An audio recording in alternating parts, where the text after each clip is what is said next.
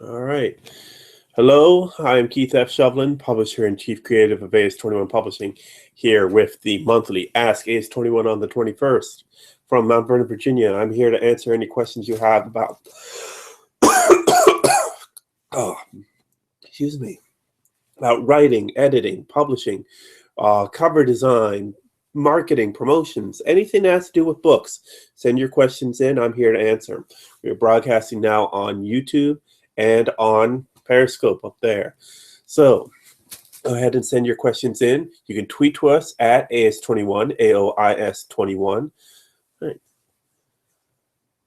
Do you think it would be cool to call this language American? Well, considering that the language has been known for hundreds of years as English, American was a dialect of English, so I wouldn't say to call the language, I'd say call it a dialect, because there's so many similarities between that and proper English.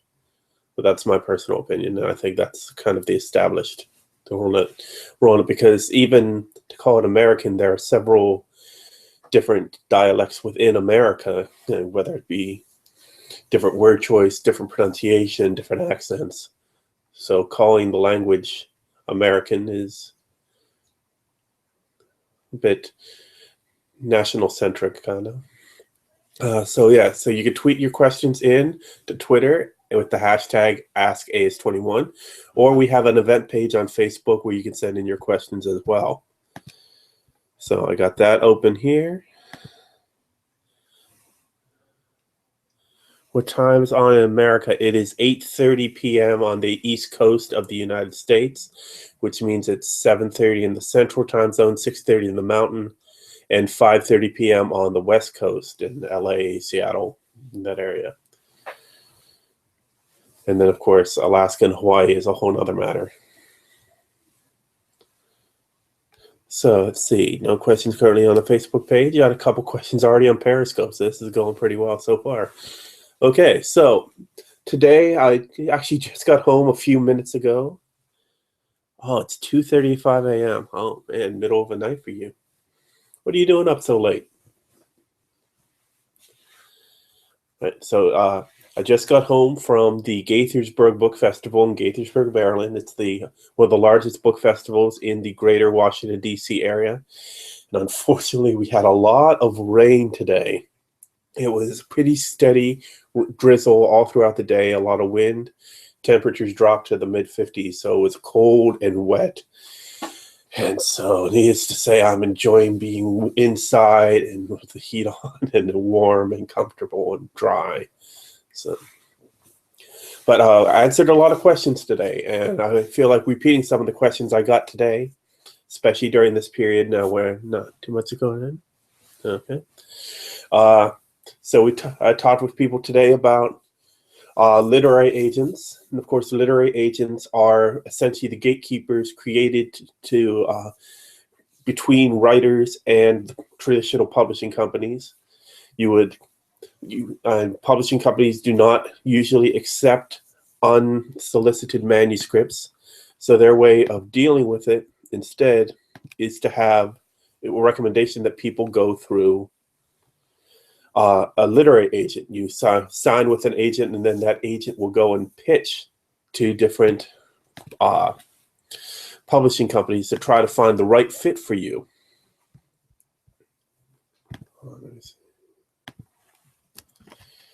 Making sure I posted on Facebook that we are currently broadcasting.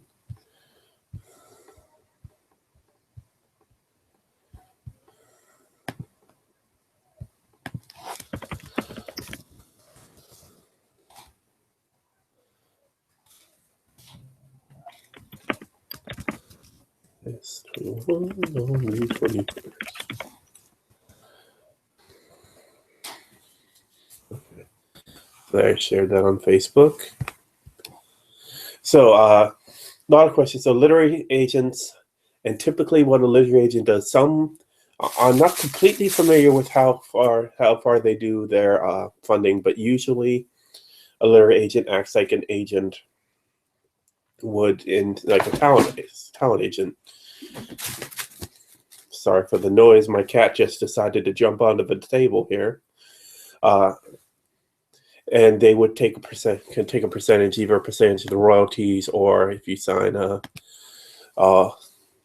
bonus with the publisher, they would take a percentage of that. And some also have some upfront fees and expect you to work with editors that they are familiar with, or designers or something like that. So I'm not personally that big of a fan of literary agents because it seems like it's just a barrier to getting to most of the publishing industry. And I understand why, because publishers don't want to just get inundated with unsolicited manuscripts, which they still get anyway.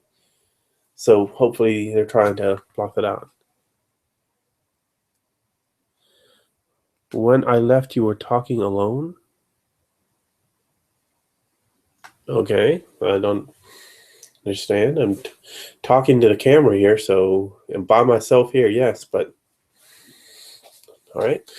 Other questions I got today, we were talked a bit about just kind of the basics of e-publishing, the things you can do with ebooks versus print books, the things you can do with audiobooks. Well, it may seem like there's nobody watching live on Periscope, but I'm also broadcasting on YouTube, so we tend to have people watching in multiple places. And of course, this video gets posted to YouTube after we're done, so it's still there for people to watch later. Yes, okay, no problem.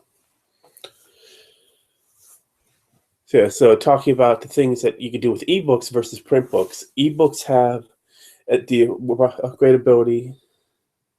It's the aois21 YouTube channel, so aois21, where we have this broadcast, and we also have author interview series, creative speaking, and we do book trailers and various other things. So check that out, youtube.com/aois21pub. Now, so with ebooks, once you make the ebook file, you're done. You could sell that off. You could send out copies, but once it's made, it's done. Costs very little to store. They're usually pretty smaller files, and typically it is pretty easy to keep it maintained if you have it saved on disk, saved on flash drive, saved on an external drive. It's safe. While print books, the cost to produce each book can range for anywhere from $2 to $8 to even more, $8 if it's like paperback, depending on size. The thicker it gets, the more pages, the higher cost, the better the binding, whether it's perfect bound or sewn, whether it's hardcover or if it's leather bound. Obviously, the price goes really high from then on. So when you really consider from a self-publisher standpoint, or from an independent publisher or author starting out, e-publishing is an excellent way to go because of your ability to really get your book out there at little to no cost to yourself. But then, of course, when you do that, you tend to also undervalue your book as well.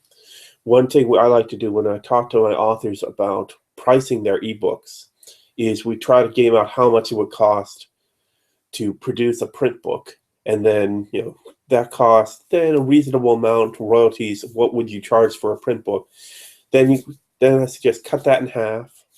That's how much you charge for an ebook. Now, obviously, it's not the same as how much the cost of making a print book, the difference between the cost of making a print book and the cost you're selling it for, which technically would be the same idea. But it's just making sure you get the right value for your ebook, that you feel like you're not giving it away for such a low price, and that your work is valued. Just because once the ebook is formatted in all the possible formats, and that's typically .mobi for Kindle, .epub for the iPad, Kobo Reader, Nook, and .pdf for just basically works on all e-readers and regular computers. Once those are formatted, your work is done, and you don't have to do it again unless you make changes to the original manuscript. But it's very easy to forget that that's still your work, that's still your creative soul or ability that's put into that story. And so you got to value it properly. Other things that were discussed today, we had a lot of would-be authors coming up talking about getting started out. One person came up who hasn't really written anything. It's not really a blogger. Had some ideas for possible children's stories, but was really adamant about wanting to maybe write something so they can make some money. Well, that's a great idea. If you have a good enough story, if you a really great story, you may be able to catch on and really be successful right off the bat. But even right off the bat may take a while. There are some books that are just now hitting bestseller lists that have been out for years. The Revenant by Michael Punk, which was Oscar-winning picture, did not hit the bestseller list until after the movie came out. The Martian by Andy Weir, Oscar-nominated picture, movie. It was a self-published title that bounced around before it was able to get picked up and developed into a movie, and really didn't become a bestseller until the movie came out and got more attention for the book. So otherwise, if you look at the bestseller list, you're going to see a lot of names of people that you commonly see on bestseller lists, like James Patterson or Stephen King, or you see people, celebrities, like one of the common books on the bestseller list right now is the book by Anderson Cooper and his mother, Gloria Vanderbilt. These are known people. These are known quantities in the entertainment industry. So they're more popular books. Their books are more popular, and they are the ones that end up on the top bestseller list. So really, if I don't want to tell someone not to try, because you never know what their story might be, what they might put together. It might be something incredible. But then, of course, you always got to watch out for adversity. Even J.K. Rowling was turned down several times before she finally got a deal for her first books. But don't expect that you're going to go ahead and write your great American novel, or write your children's book, or write just that story inside you that you want to let out, and then instantly be getting $1,000 in book advance and sales and book tours and all that. Pretty much for the book industry as a whole, you get out of it what you put into it. There's so much that needs to go into just basic promotions, and you got to be willing to put in the time to try to do events, or try to do outreach, or try to just do simple things. Like one thing, in the case of like one of our creatives, Ian Roberts, he has his blog, The Half Drunken Scribe, that he wrote his book and talked about writing his book while doing the blog, but he continues to blog to try to continue to remind people that his book is available, so that hopefully he can catch on readers with his blog, and then those people will go and pick up his book. Then you have Eileen Vega, author of Dating as Told by the Modern Whore. She's been doing stand-up comedy. She's decided to take a shot at being a stand-up, getting up there, doing comedy, and she's done several shows across the DC area over the past few months. And then after the show, she talks about, hey, you can pick up my book on Amazon, on Barnes & Noble, and such.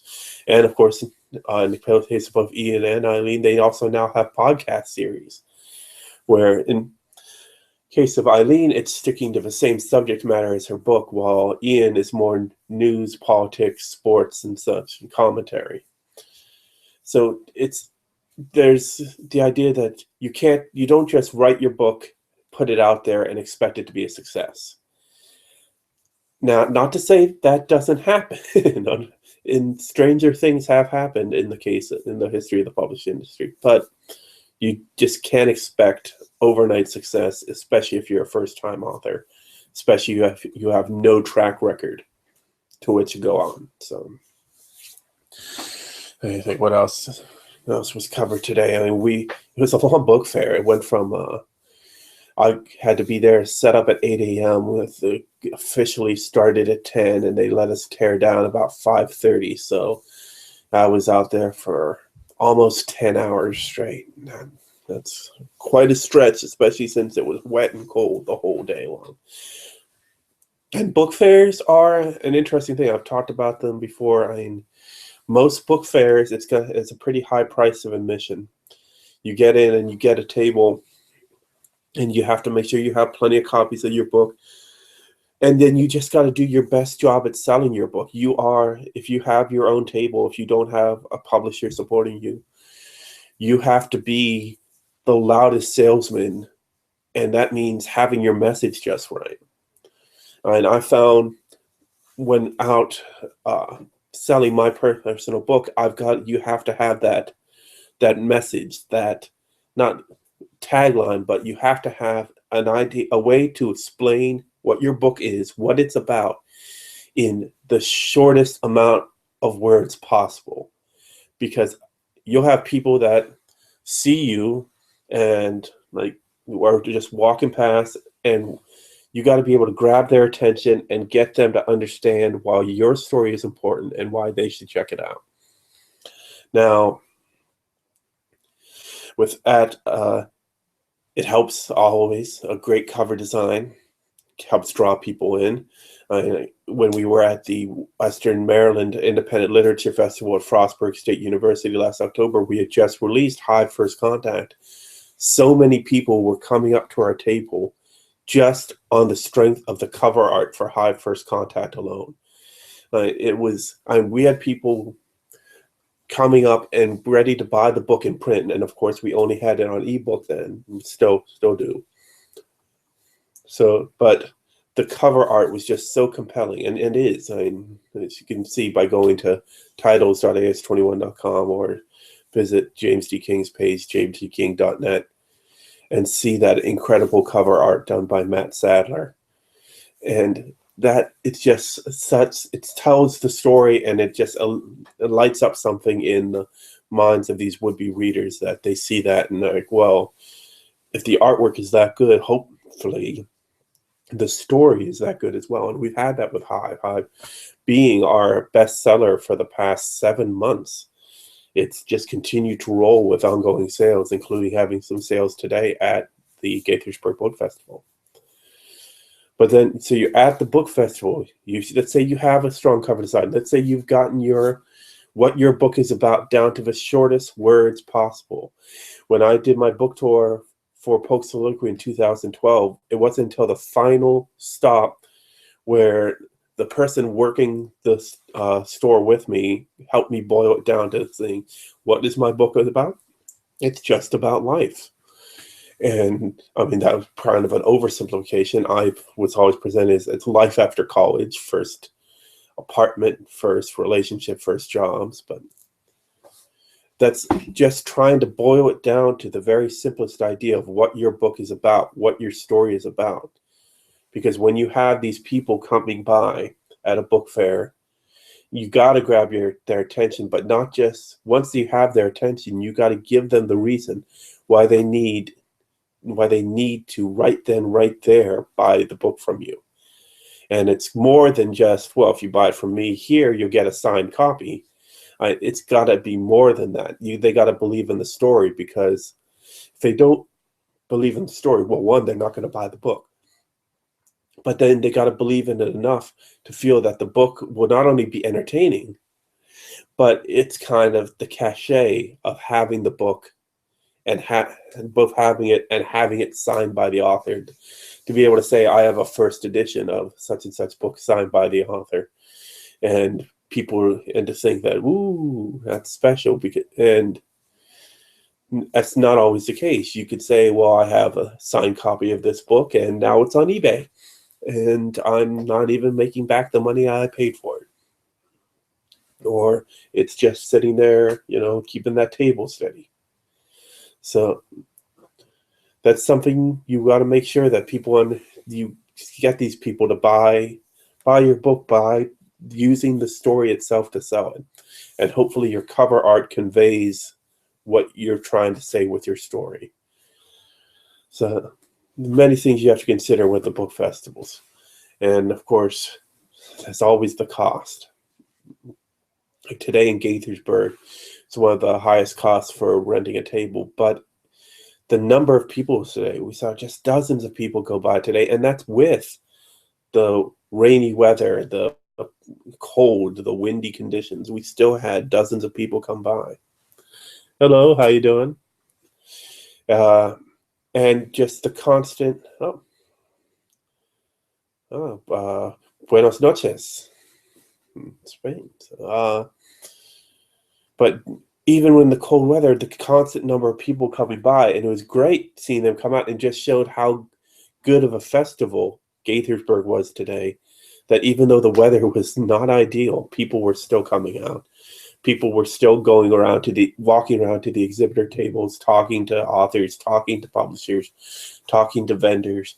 People were finding Waldo. It was a bit easier this year because last year when it was a beautiful sunny day, like I maybe saw Waldo 5 or 6 times because they had a Where's Waldo thing going on. Today I saw him maybe a dozen times, mainly also because our tent was right down from the Where's Waldo tent. So just kind of anticlimactic when you just turn around and there's Waldo standing there. Like you're not even trying anymore, man. So, okay, it is, let's see, 8:54, so 6 more minutes, and then we're going to be cutting off. We seem to have been Periscope. We add people, we lose people. People say hi, then they go away. One of these days, we actually need to try out this Facebook video thing. But I think we already got Google Hangouts and Periscope going. But that's the question. I wonder if I can do both at the same time. I'm just going to see if they're trying this. And so this is a live experiment for you all. Can we do Google Hangout broadcasting on YouTube and Facebook video on the same camera at the same time? So if we cut out on YouTube, Periscope, you're watching, okay? No, okay. So far, nothing. I don't even see where the thing is to be able to broadcast on. So I'm on the aois21 Facebook page. And there's, of course, the link for photo video, create slideshow, create a photo carousel, upload photos, video, create photo album. That's not at all. Products offer event, posting as video. And then we have the links to videos. I'm not even seeing a place where how you could do broadcasting. Looking at publishing tools on my Facebook page, video library, of course.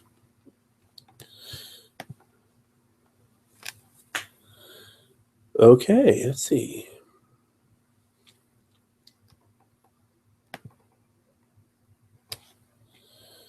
Okay, bringing up the Create Live video on our Facebook page, and it is offline. Okay, so because Google Hangouts is using the video feed from our computer here, this card, Facebook can't piggyback on and use the same feed to be able to do a live video. So tested that out. You saw it here first, people. It didn't work. So time is now 8:57, so 3 minutes left. Let's check over Twitter. What's Twitter up to? How you doing, Twitter? Oh, no, that's Tumblr. How do I get on Tumblr? Okay. Oh, they logged me out? Twitter. That's not cool. All right, so nothing in our notifications, so nobody's tweeted directly to aois21, aside from hearing from East City Bookshop today, but that's because we had a chance to stop by the brand new bookstore in Washington, D.C., East City Bookshop yesterday. Now checking the hashtag, Ask aois21.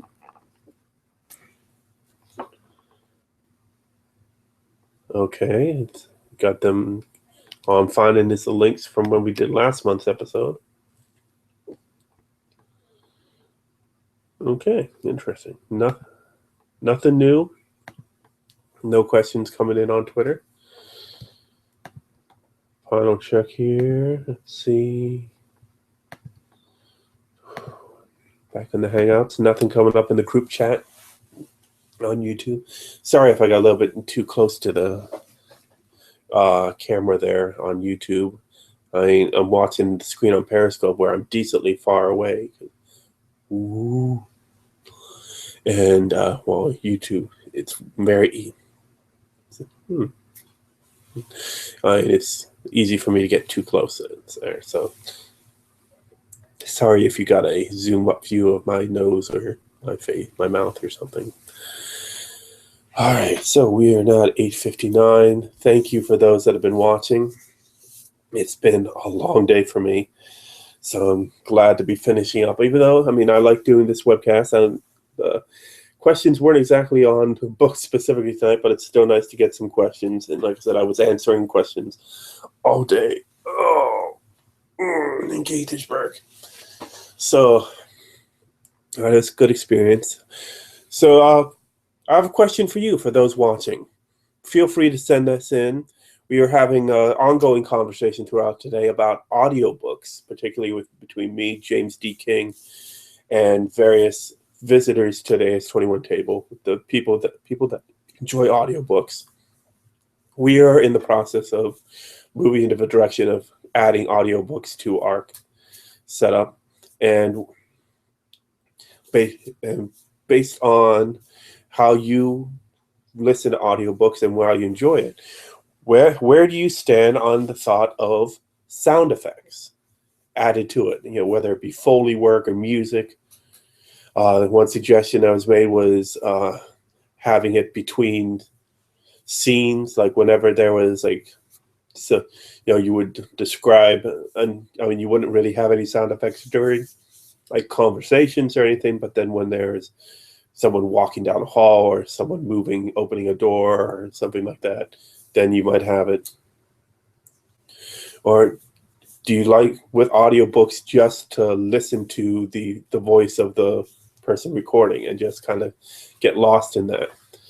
Now, I know that we're, as a society overall, we're moving to a very multitasking state of looking things. You know, we watch TV, but also look at our phones at the same time, or at a computer. We listen to podcasts while we work. We listen to music or listen to the radio while we read or do other things. So, and with audiobooks, would that be too much of a distraction to have the sound effects as well? And we're looking at it as the idea of the old radio dramas that I know here in DC, we play some of those on Sunday nights on the NPR station, WAMU 88.5. And some classics like Dragnet and Johnny Dollar, telling the stories where they have the sound effects of classic radio and the old radio dramas. And just, if you were to listen to audiobooks, would you want to hear those sound effects? Would you want to hear the music, or crickets or outside, or the wind, or weather, or anything like that? Or would you rather leave it to your imagination? So if you have any ideas on that, tweet to us at aois21, aois21. Find us on Facebook, facebook.com/aois21. We're on Google+. We're on LinkedIn. We're on pretty much every social media site there is. You can, of course, check out this video. It'll be up on our YouTube page after we're done here tonight. And, of course, you can always check us out on our home on the web, aois21.com. That's www.aois21.com. I am Keith F. Shovlin, publisher and chief creative of aois21 Publishing. Thank you for joining me this month. And that's it. See you next time.